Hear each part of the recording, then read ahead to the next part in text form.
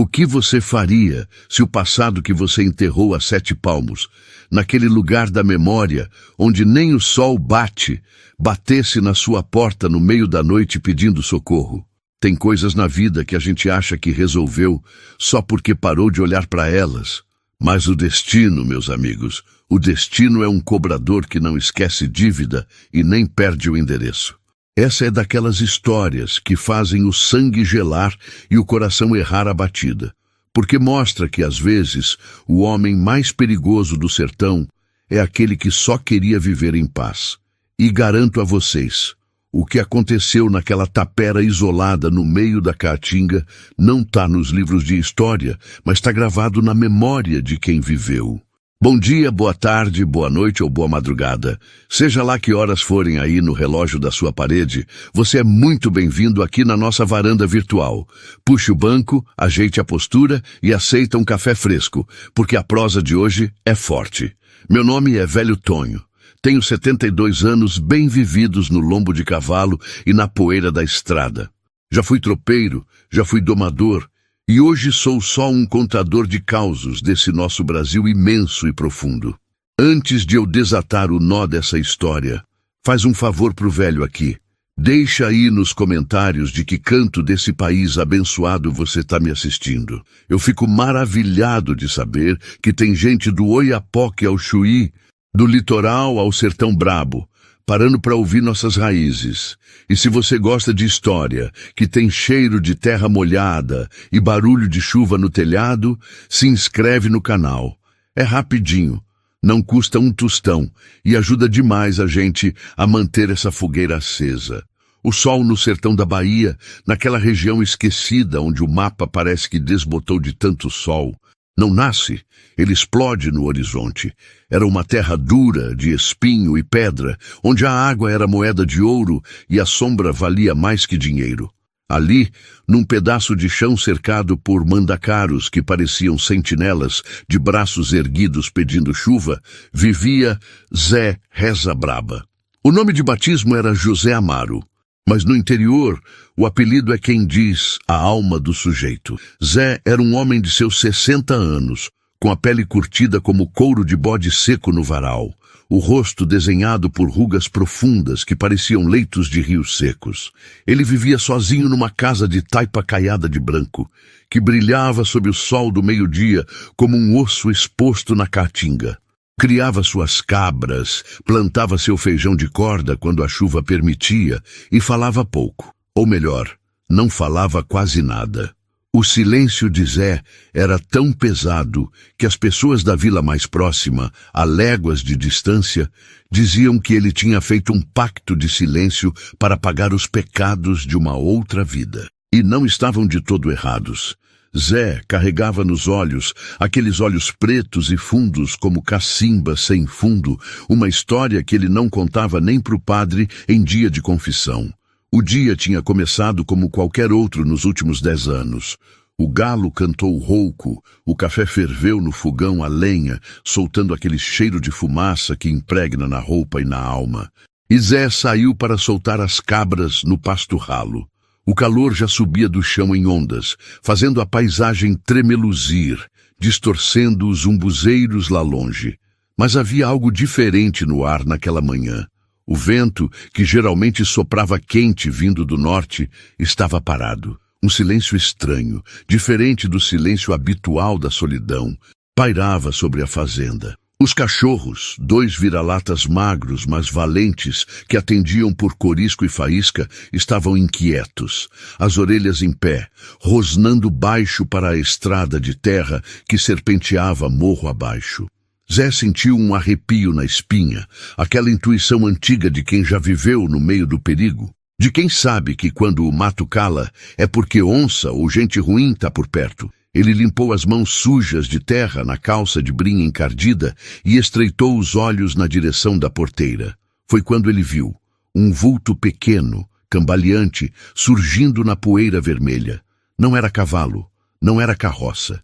Era gente a pé. E gente a pé naquele fim de mundo, sob aquele sol de rachar mamona, só podia ser desgraça ou promessa. À medida que o vulto se aproximava, Zé percebeu que era uma mulher. Ela caminhava com dificuldade, arrastando uma perna, e carregava um embrulho nos braços, apertado contra o peito como se fosse o maior tesouro do mundo. Zé não se mexeu. Ficou parado na varanda, a mão instintivamente indo para a cintura, onde antigamente repousava um facão, mas hoje só havia o cinto de couro gasto. A mulher chegou na porteira e nem teve forças para abrir a tranca de madeira. Ela praticamente desabou sobre a cerca, o rosto coberto de poeira e suor, os cabelos grudados na testa. Zé correu. Apesar da idade, ele se movia com a agilidade de um gato do mato. Quando chegou perto, viu o estado dela. As roupas estavam rasgadas pelos espinhos da caatinga, os pés descalços sangravam e os olhos... os olhos dela eram poços de um terror que Zé conhecia bem demais. Era o olhar de caça, o olhar de quem correu da morte a noite inteira. Água, ela sussurrou, a voz saindo como lixa. Zé ajudou-a a passar pela cerca, amparando-a até a sombra da varanda. Deu-lhe água na caneca de alumínio, devagar, para não engasgar. Foi só depois de beber e recuperar o fôlego que ela olhou para o embrulho em seus braços. Era um menino, não devia ter mais de 5 anos, suando frio, febril, gemendo baixinho num delírio de dor. Zé, que também conhecia das ervas e das curas, aproximou-se para ver. A mulher afastou o pano encardido que cobria a perna da criança. "Tá inchando desde ontem", ela murmurou, as lágrimas abrindo caminho na poeira do rosto. O fazendeiro olhou e ficou branco. Branco como a cal da parede, branco como a alma de quem vê um fantasma. Não era uma picada de cobra, não era espinho de mandacaru.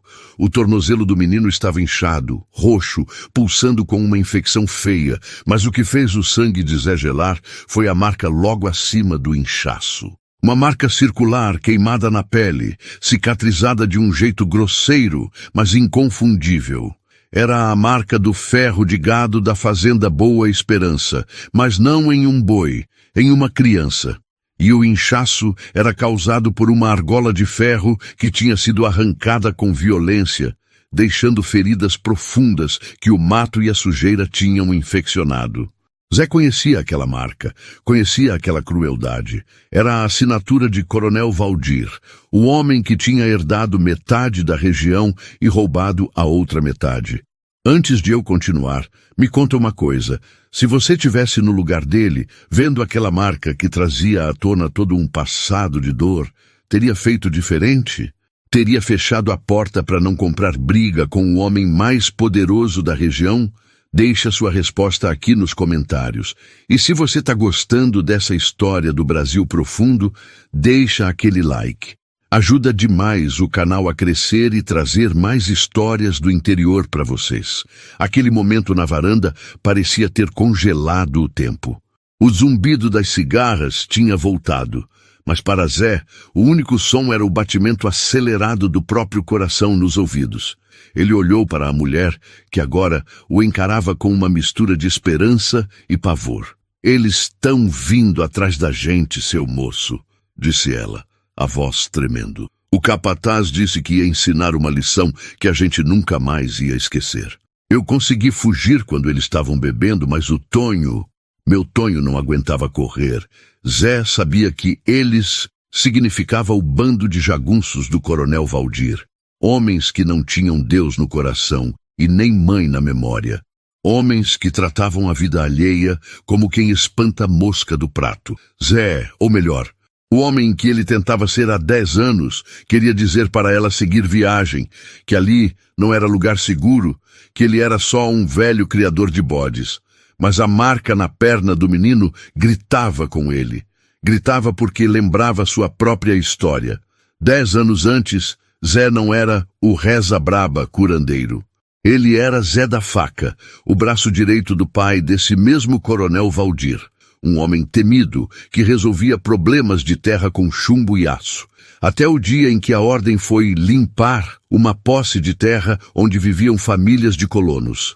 Zé foi, cumpriu a ordem, botou fogo nos barracos, e só quando as cinzas esfriaram, descobriu que no meio daquela gente estava sua própria filha, que tinha fugido de casa anos antes por não concordar com a vida do pai. Ele achou apenas uma boneca de pano queimada, a mesma que ele tinha dado a ela quando menina. Naquele dia, Zé da Faca morreu. Ele enterrou suas armas num baú de aroeira, sumiu no mundo e virou um ermitão, tentando curar com ervas o mal que ele tinha causado com balas. Mas agora, o mal estava na sua varanda, na forma de uma criança marcada como gado. Entra, disse ele, a voz rouca pelo desuso. Leva o menino para a cama. Ele não precisava perguntar o que tinha acontecido. Sabia que Valdir estava expandindo as terras, pegando gente pobre, que não tinha para onde ir, e fazendo trabalhar em troca de comida azeda e dívida impagável.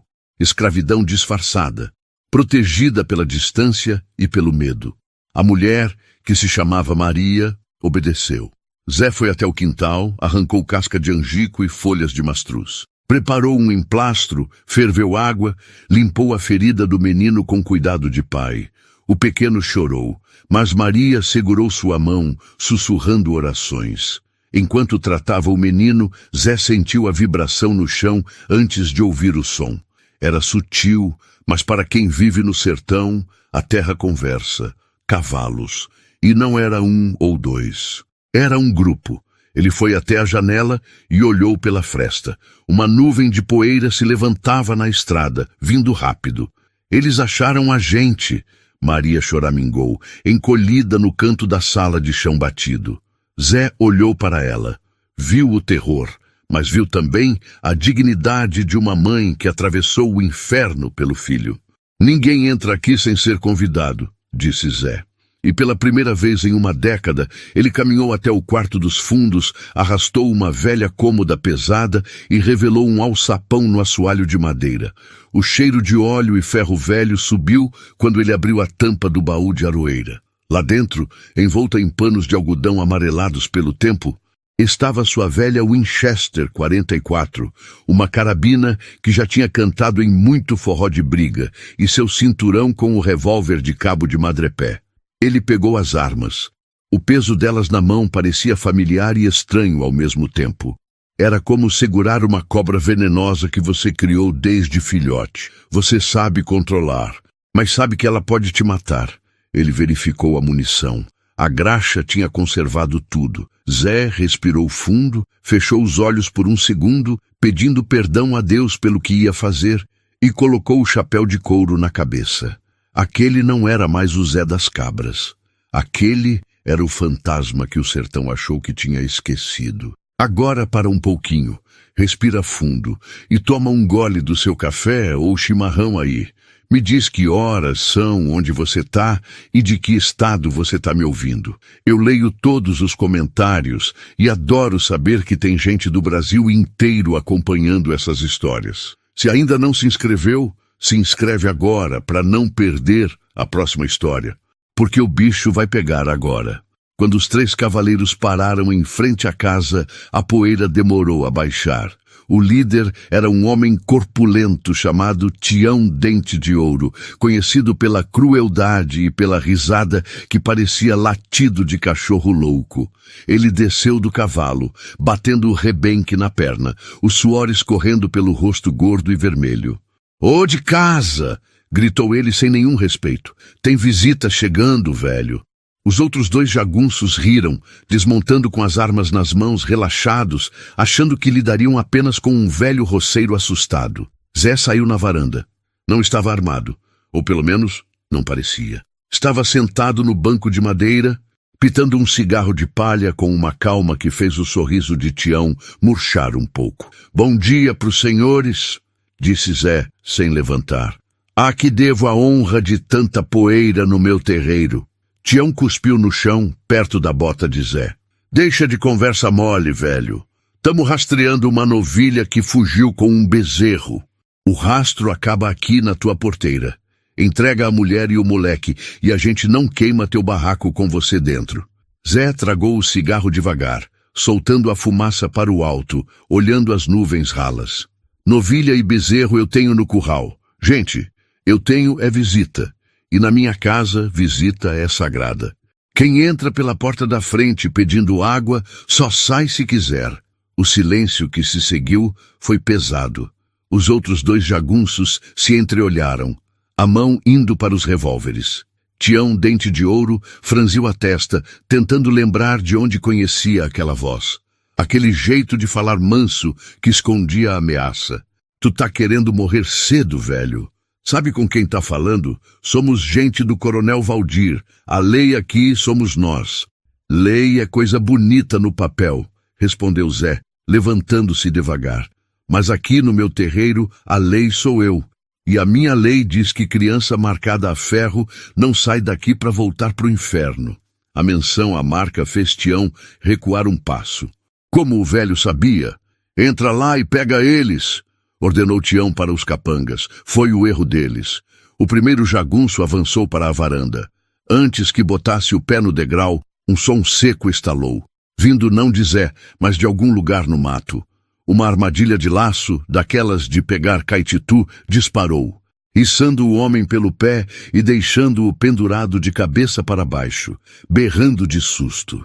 Zé tinha preparado o terreno enquanto a poeira subia na estrada. O caos se instalou. O segundo homem puxou a arma, mas Zé, num movimento que desmentia sua idade, chutou o banco de madeira que voou nas pernas do sujeito, derrubando-o.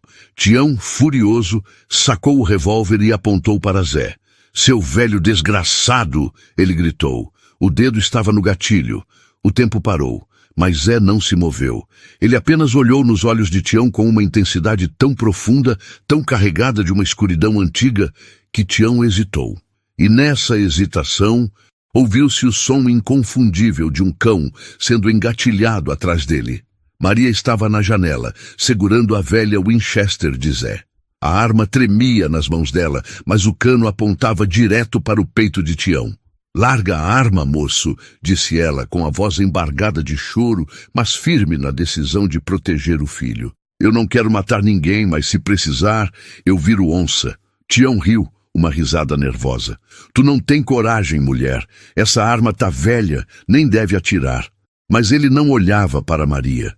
Ele olhava para Zé. E foi aí que a memória estalou na cabeça dele. Aquele olhar, aquela cicatriz perto da orelha. A calma diante da morte. Zé da faca? Sussurrou Tião, o rosto perdendo a cor vermelha e ficando cinza. Ele tinha ouvido as histórias quando era moleque. O homem que limpava a cidade sozinho. O homem que tinha sumido. Zé da faca morreu, rapaz, disse Zé, a voz baixa como trovão distante. Quem tá aqui é Zé das Almas, e Zé das Almas tá te dando uma chance. Pega teus homens, sobe nos cavalos e volta pro buraco de onde saíram. Diz pro teu coronel que a mulher e o menino estão sob minha proteção. E diz pra ele, diz que se ele mandar mais alguém aqui, eu vou lá pessoalmente devolver a visita. E ele sabe que eu não costumo errar a porta. A tensão era tanta que parecia que o ar ia quebrar como vidro. O homem pendurado na árvore gemia. O outro no chão tentava se levantar, gemendo de dor nas canelas. Tião olhou para a Winchester na mão da mulher, olhou para os olhos de Zé e percebeu que não havia vitória ali. A reputação de Zé valia mais que um exército. Isso não acabou, Zé, resmungou Tião, guardando a arma com cuidado, como se ela queimasse. Ele cortou a corda do companheiro pendurado, que caiu feito saco de batata, e ajudou o outro a montar. O coronel não perdoa a dívida. Eu também não, respondeu Zé. Agora sumam. Essa parte da história sempre me arrepia até hoje. E olha que eu já contei ela várias vezes. Se você tá sentindo o mesmo, deixa aquele like aí. E compartilha com alguém que você acha que ia gostar dessa história também. Ajuda muito o canal, de verdade. Os cavalos partiram em disparada, levantando poeira, levando consigo a covardia e a maldade. Zé ficou ali, parado, até o som dos cascos desaparecer completamente. Só então seus ombros relaxaram. Ele se virou para Maria, que ainda segurava a arma, tremendo agora incontrolavelmente. Zé tirou a carabina das mãos dela com delicadeza. Acabou, menina. Acabou. Ela desabou num choro convulsivo, abraçando Zé como se fosse um pai. E ali, naquele abraço no meio do sertão, Zé sentiu algo que não sentia há 10 anos. Paz. Ele não tinha usado a arma. Ele tinha usado sua história, sua presença, para salvar vidas em vez de tirar. Nos dias que se seguiram, Zé cuidou do menino e da mãe. A perna da criança desinchou, a febre baixou. O menino, que se chamava João, começou a sorrir e a correr atrás dos cabritos, enchendo a casa silenciosa de risadas e vida. Zé descobriu que Maria era viúva, que o marido tinha sido morto pelos homens do coronel por recusar ceder o sítio da família. Ela não tinha para onde ir. Pois agora tem, disse Zé numa noite, enquanto descascava um milho na varanda sob um céu coalhado de estrelas. Essa casa é grande demais para um velho ranzinza, e eu tô precisando de ajuda com a queijaria. O menino precisa de escola, e a vila não é tão longe se a gente for de carroça. A notícia de que Zé da Faca estava vivo e tinha enxotado os homens de Valdir correu o sertão como fogo em palha seca. Mas, curiosamente, o coronel nunca mandou ninguém de volta. Talvez por medo, talvez porque o fantasma do passado fosse grande demais até para sua arrogância. Ou talvez porque, no fundo, todo tirano sabe reconhecer quando encontra um homem que não tem mais nada a perder. A justiça dos homens demorou, mas chegou. Anos depois, soube-se que a Polícia Federal tinha baixado na fazenda Boa Esperança por denúncias de trabalho escravo. Denúncias que, dizem as más línguas, ou as boas, começaram a aparecer misteriosamente depois que Zé foi visto conversando com o novo promotor da cidade na feira de domingo. Maria e João trouxeram para Zé a redenção que ele achava impossível. O homem que tinha perdido uma filha encontrou um neto de coração. A mulher que tinha perdido tudo encontrou um pai e um protetor. E o sertão, aquele velho observador silencioso, viu mais uma vez que a terra bruta também dá flor, se tiver quem regue com coragem e compaixão. Zé nunca mais abriu o baú de armas. Ele descobriu que sua maior força não estava no gatilho, mas na mão estendida para levantar quem caiu. E talvez essa seja a verdadeira lição dessa história. Que não importa quão fundo você caiu, quão quebrado você tá, ou quantos erros carrega nas costas, sempre tem uma chance de se levantar de novo. O passado da gente é sombra, caminha junto, mas não precisa guiar nossos passos. Zé escolheu transformar sua dor em escudo para os outros. Às vezes, tudo que a gente precisa é de alguém que acredite que ainda tem algo de bom em nós. E às vezes, a gente é esse alguém para outra pessoa. No Brasil profundo, a gente aprende que a vida é dura como carne de sol. Mas a gente é mais duro ainda quando tem amor no peito e propósito na alma. A justiça verdadeira nem sempre veste toga. Às vezes, ela veste chapéu de couro e tem mãos calejadas de trabalho. Antes de ir, quero agradecer de coração a cada um de vocês que ficou até aqui. Eu sei que muitos assistem tarde da noite, depois de um dia longo de luta, e eu aprecio demais essa companhia. Mas cuida da sua saúde, viu? Se já tá tarde aí, fecha o vídeo e vai descansar. O sono restaura a alma e prepara o corpo para a batalha de amanhã. Essas histórias vão estar aqui te esperando, e eu também não sou mais tão novo assim. Depois de contar esse causo, vou apagar a lamparina e descansar meus olhos. Muito obrigado por estar aqui, por abrir sua casa e seu coração para as histórias do nosso povo. Fiquem com Deus, um abraço apertado desse velho contador de histórias e até a próxima viagem pelo Brasil profundo.